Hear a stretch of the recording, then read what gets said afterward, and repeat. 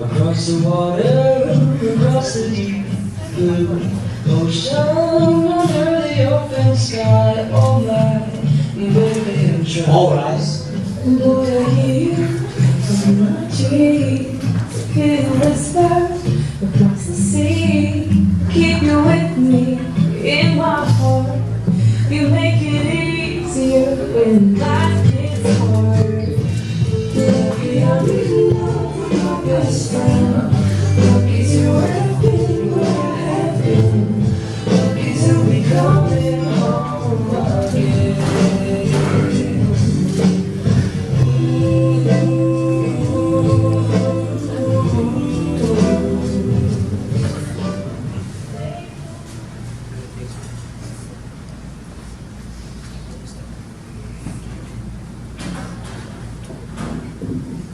Dear friends and family, we have gathered here today to witness and celebrate the wedding of Nichole and Philip. Marriage is a promise between two people who love each other sincerely, who honor each other as individuals, and who wish to unite their lives and share their future together. In this ceremony, they will dedicate themselves to the happiness and well-being of each other in a union of mutual caring and responsibility. To all of our family and friends, the values and traditions and hopes that this couple represent have been nurtured by each and every one of you here today. Do you, who have nurtured these two, give your blessings upon their union and their new life together? If so, please respond, we do. We do. You may be seated.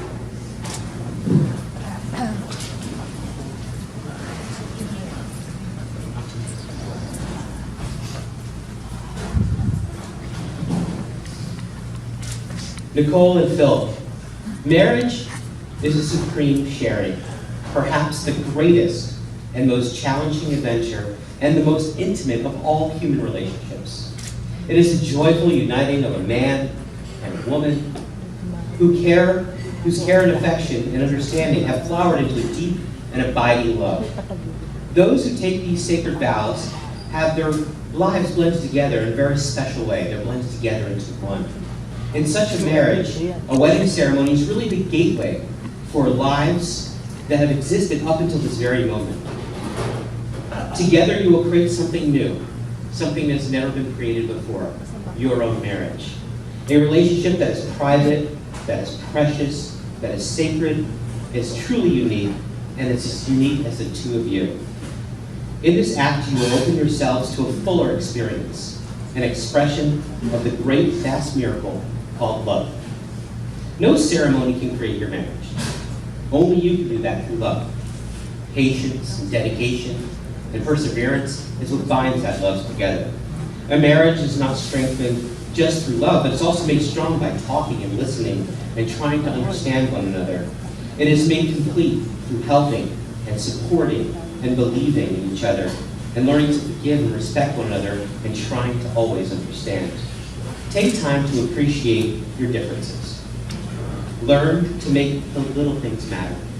Remember that the feeling remember this feeling of love that you have here today and through all the years you have together as husband and wife. Philip, are you ready to enter into this marriage with Nichole, believing the love that you share and your faith in each other will endure all things? Yes. And Nichole, are you ready to enter into this marriage with Philip, believing the love that you share and your faith in each other will endure all things? Yes. I want you to join hands and face one another. And I want you to take a look around the room. Because you guys made it. You know, I mean, think about this for just a second. I mean, and I can understand why Phil is so overcome with emotion. I mean, he has gotten really lucky. This guy just hit the marriage lottery. You feel the same way.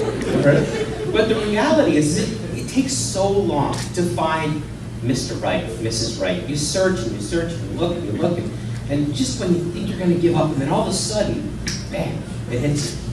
And then you find that one person. And then once you find this right person, you decide that your lives can not live without one another.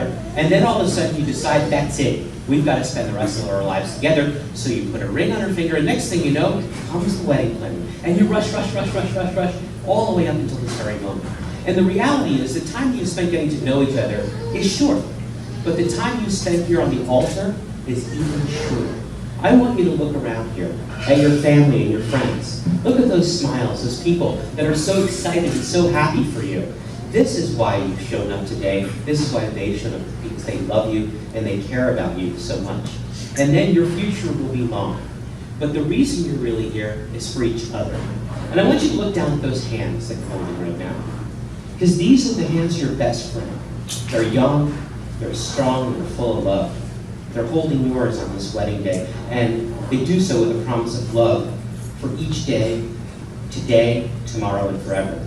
These are the hands that will work alongside yours to build your future. These are the hands that will passionately love you and cherish you through the years, and even with the slightest touch, they will comfort you like no other can. These are the hands that will hold you in fear or in grief if it temporarily comes your way. These are the hands that will countless times wipe tears from your eyes, tears of sorrow and tears of joy. These are the hands that will tenderly hold your children. These are the hands that will give you support and encouragement to chase down your dreams. These are the hands that will hold you tight as you struggle through difficult times. And these are the hands that will give you strength when you need it.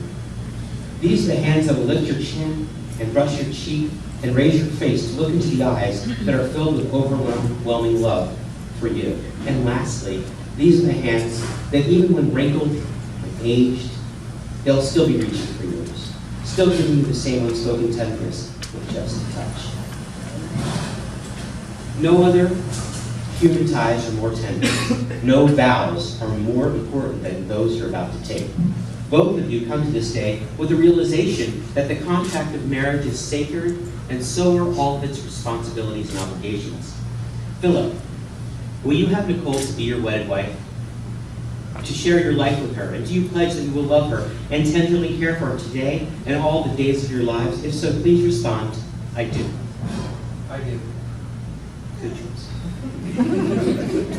Nichole, will you have Philip to be your wedded husband? To share your life with him? And do you pledge that you will love him and care for him today and all the days of your lives? If so, please respond, I do. I do. The rings, please.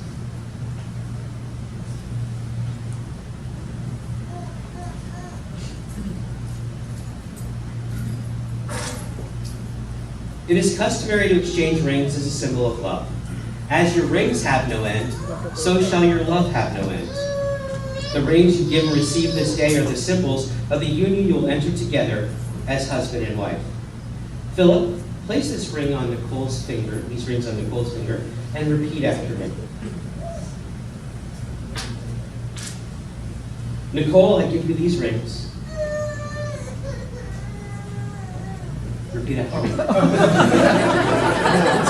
Nichole, I give you these rings As a token and pledge as a token and pledge of my constant faith of my constant faith and abiding love. and abiding love. Nichole, place this ring on Philip's finger and repeat after me.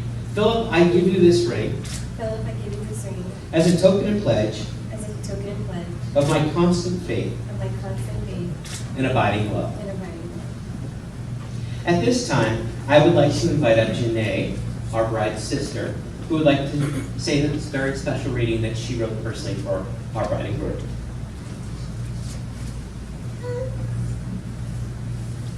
Thank you. Hello everyone, my name is Janae. I'm Nicole's younger sister. When Nichole and Phil asked me to choose or write a reading for the wedding, I thought the best choice would be a beautiful passage from the Bible, literature, or a song. I figured that there's nothing I could say about love or marriage that others have said already, more wisely or more elegantly. So I did what any good scholar today would do. I searched YouTube and Bing, because I use Bing and not Google, for our wedding readings. Some of the readings that I found were as timeless and wise as one would expect. For example, there's a famous passage in Corinthians that says, "Love is patient, love is kind. It does not envy, it does not boast, it is not proud. It does not dishonor others, it is not self-seeking, it is not easily angered, it keeps no record of wrongs. Love does not delight in evil, but rejoices with the truth. It always protects, always trusts, always hopes, always perseveres." Now there's a reason why everyone uses that passage. It's good advice wrapped in stunning language. And of course, Jesus said it. Nonetheless, I kept searching because I wanted to find something that resonates more with the two of you. Many people chose 400-year-old English poetry for their weddings.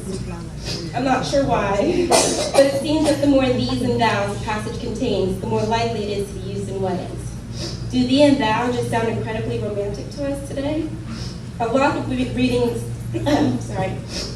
weddings include Shakespeare's sonnet number 18, which famously begins, "Shall I compare thee to a summer's day? Thou art more lovely and more temperate." We all know that one. Although it's a wonderful sonnet, I couldn't choose it for two reasons. First, as lovely as Nichole is, it's hard to keep a straight face while you compare her own sister, the girl you used to bicker with endlessly and even elbow occasionally, to a summer's day. Second, while I'm sure that Phil's family would agree that Phil is, in fact, more lovely and more temperate than a summer's day, that description doesn't sound very masculine. You can almost hear his friends, and especially my dad, teasing him about his loveliness already. So I searched non-traditional readings and found that there's a new trend of couples having children's literature read at their weddings. I thought, finally, Nicole's a teacher, Julia will love it, copy-paste done. One passage that a lot of couples use is from Winnie the Pooh. The passage begins, "Wherever I am, there's always Pooh. There's always Pooh in me." It's cute, and it's about always staying together, but it seems more suited for a kindergarten classroom than for a wedding. Also, how many times can someone say poo at a wedding before the guests start making fun of you? So I continue my search. As I mentioned, and some of you know, I'm a self-proclaimed top scholar. So I thought I could take a scholastic route and quote the greats. After all, Nichole said I could write whatever I wanted. I did find some interesting short quotes about love and marriage, but none long enough to stand alone as a reading. Winston Churchill wrote that his most brilliant achievement was his ability to be able to persuade his wife to marry him, which is surprisingly romantic coming from a military leader, but something I hope Phil would say about marrying Nichole. Charles Darwin, the scientist, made a pros and cons list about getting married. On the pros side, one entry says, constant companion, friend in old age, and mentions female chit-chat as being good for one's health, which we know Gila provides a lot of.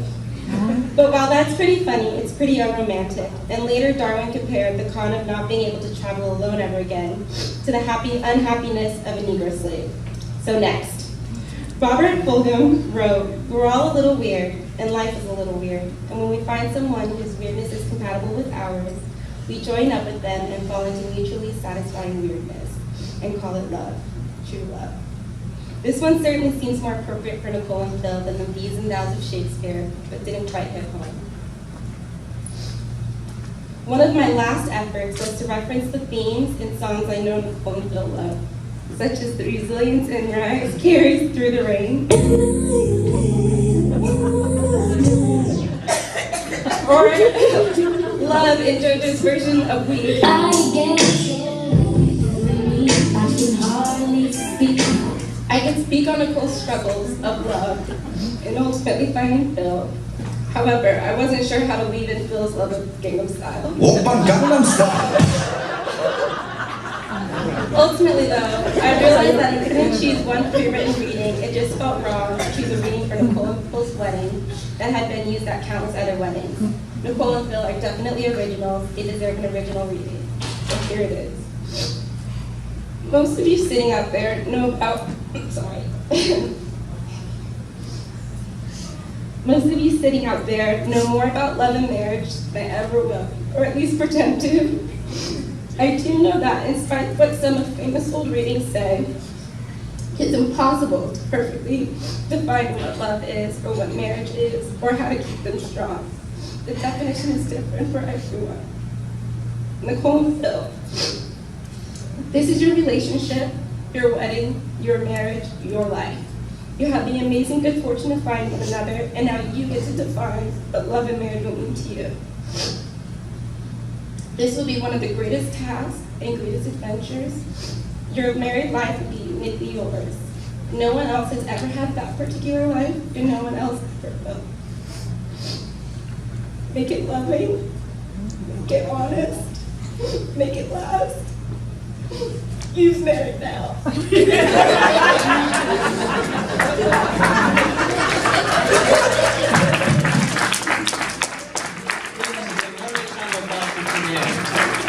You know, it's funny. Janae sent me the speech, and I said to her, you know, it was supposed to be a reading. Most readings are about a paragraph. Janae's reading is 3 pages long. And I really agree with you that you are definitely a self-proclaimed scholar. I think she did a great job. Yes? Yes. Oh, that's great. And she let us have a little fun with the music. Thank you.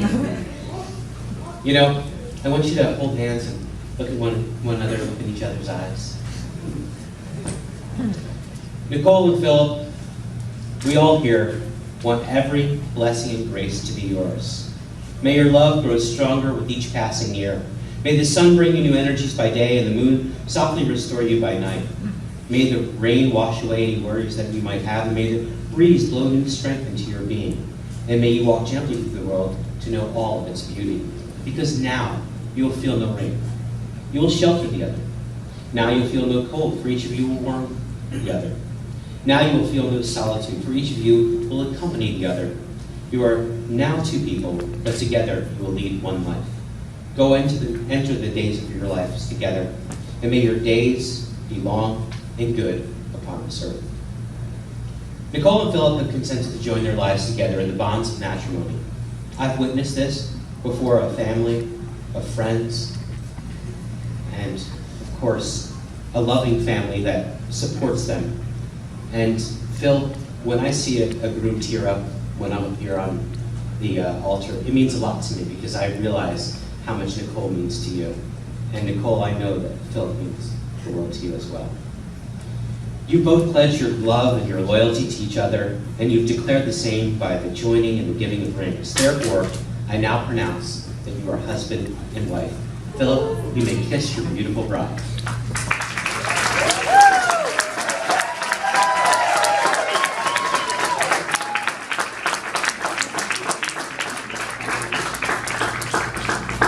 Ladies and gentlemen, it is my honor and pleasure to present to you the new Mr. and Mrs. Philip Abalos.